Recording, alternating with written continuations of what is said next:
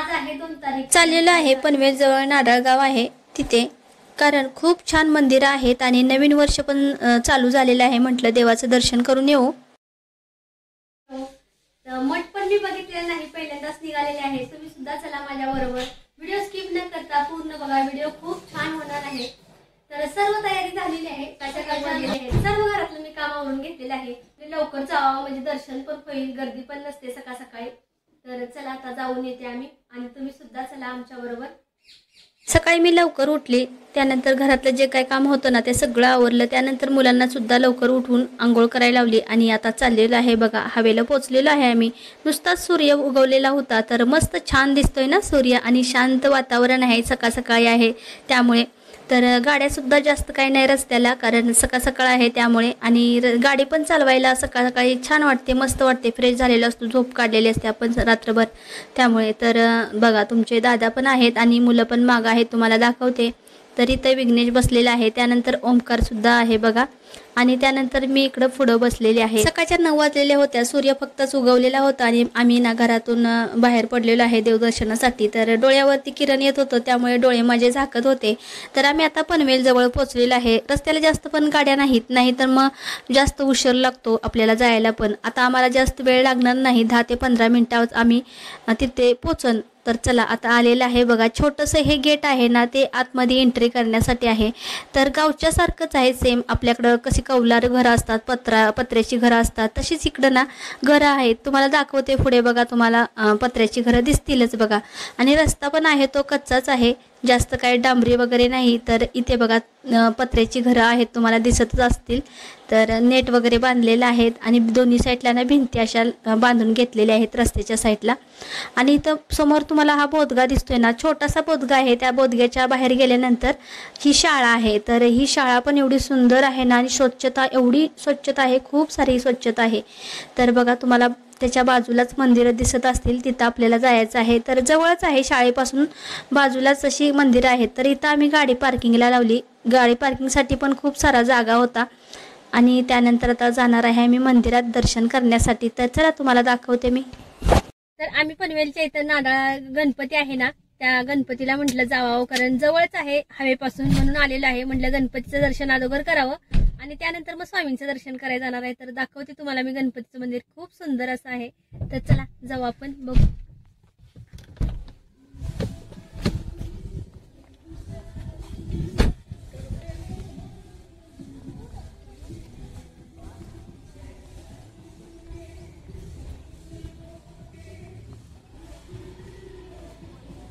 आम्ही गाडी पार्किंगला लावली आणि चाललेलो आहे आता मंदिरांच्या इकडे. तर तुम्हाला दाखवते, समोर बघा हे 2 काळावाला हत्ती आहेत ना, तिथून आपल्याला आतमध्ये जायचं आहे मंदिरांच्या इकडे. तर मंदिरांचं कळस बघा किती सुंदर असं दिसतंय, 4-5 मंदिरं आहेत. तर त्या मंदिराचं दर्शन करायचं आहे आपल्याला. तर मी पहिल्यांदाच आलेले आहे इकडे, खूप सुंदर असा परिसर आहे. आणि चप्पल काढायचं स्टँड होतं ना, तिथं तुमचे दादा चप्पल काढत होते, आम्ही सर्वांनी काढलेले होते. तर इथं तुम्ही बघू शकता, गेटवरती लिहिलेलं आहे श्री मंदिर पंचायत महाद्वार. तर इथून आपल्याला आतमध्ये जायचं आहे आणि त्यानंतर मग पायऱ्या चढाव्या लागतात. तर इथून ना वरती जायचं, म्हणजे वरती अशी जावं लागतं आणि तिथं मंदिर आहे. तर साफसफाई नुसतीच चालू होती त्यांची, कारण आम्ही खूप लवकरच गेलेलो होतो. 9:30 पावणे 10 वाजले असतील आम्हाला इथं पोचायला. घड्याळात काय बघितलं नव्हतं, पण पावणे 10 तरी वाजले असतील आम्हाला इथं पोचलो तेव्हा.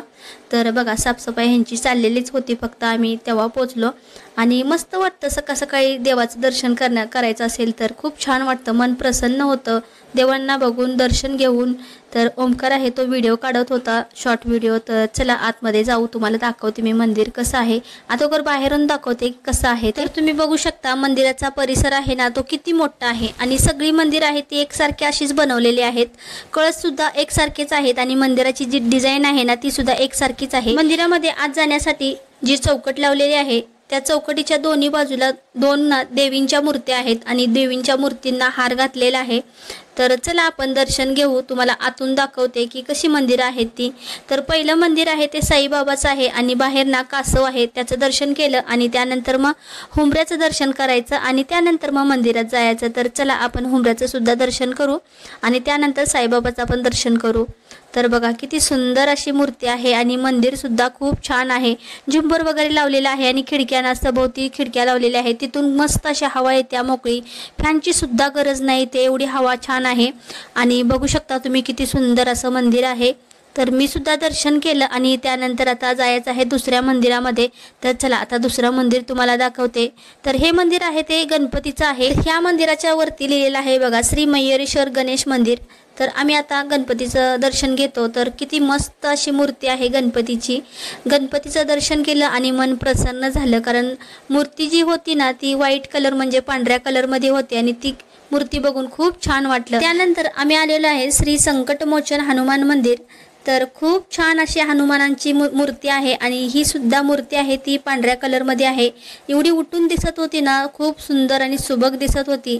मारुतींच्या हातात ना असा डोंगर होता, तो पण छान असा दिसत होता। तर चला आता तिसरं मंदिर आहे ते श्री नाडाळेश्वर महादेव मंदिर। तर नंदीचं दर्शन केलं आणि त्यानंतर मग आतमध्ये आम्ही गेलो। तर नंदी बघा काळ्या कलरमध्ये मस्त असा नंदी छोटासा आहे, त्याच्या समोर ना कासव आहे। सगळ्या मंदिराच्या समोर कासव हे आहेतच। तर चला आता बघू आपण महादेवाचं मंदिर कसं आहे, म्हणजे शिवलिंग कसं आहे।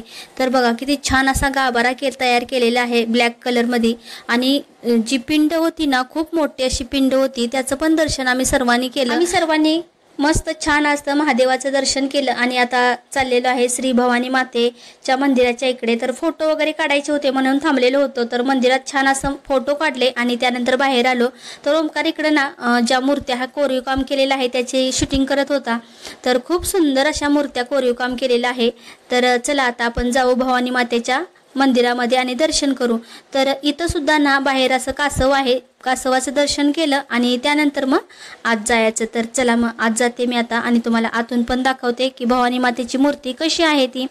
तर भवानी मातेला एवढी छान सजवलेली होती ना, साडी वगैरे हिरव्या कलरची घातलेली होती, देवीला दागिने घातलेले होते, फुलांचा हार वगैरे घातलेला होता।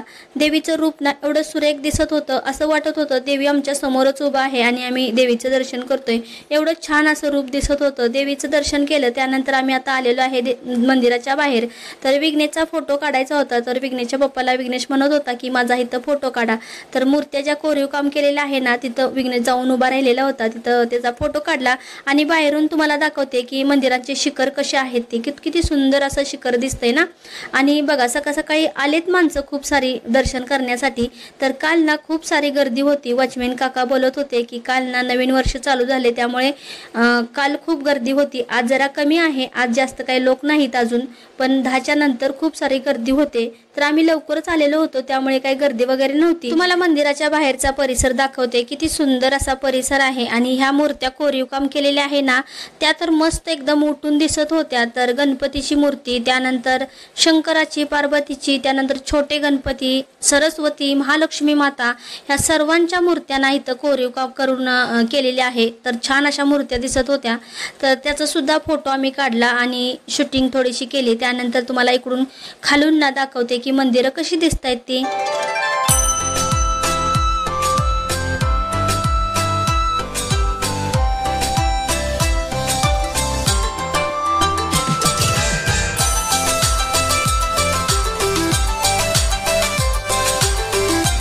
तुम्हाला मी सर्व मंदिरं दाखवली। मंदिरं तुम्हाला कशी वाटली कमेंट बॉक्समध्ये नक्की सांगा। आणि खरंच तुम्ही एकदा ह्या मंदिरांना भेट द्या आणि दर्शन करा, एवढं मन प्रसन्न होतंय ना। मी तर पहिल्यांदाच आलेली होती पण मला ना खूप छान वाटलं, मन प्रसन्न झालं। आणि अशी मंदिरं मी कुठंच बघितली नव्हती, एवढी स्वच्छता किंवा एवढी जागा, बाहेरचा परिसर एवढा स्वच्छ आणि नीटनेटका खूप छान असा होता।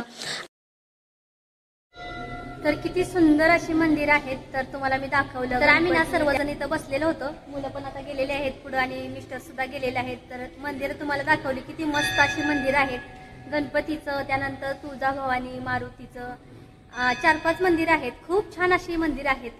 बघता क्षणी ना असं वाटतं की मन प्रसन्न झालं। किती मला तर खूप आवडलं आणि जागा आहे ना इथं खूप सारा जागा आहे मोठा असा, आणि स्वच्छता पण खूप सारी आहे। तुम्हाला दाखवलं मी की किती सुंदर अशी स्वच्छता आहे।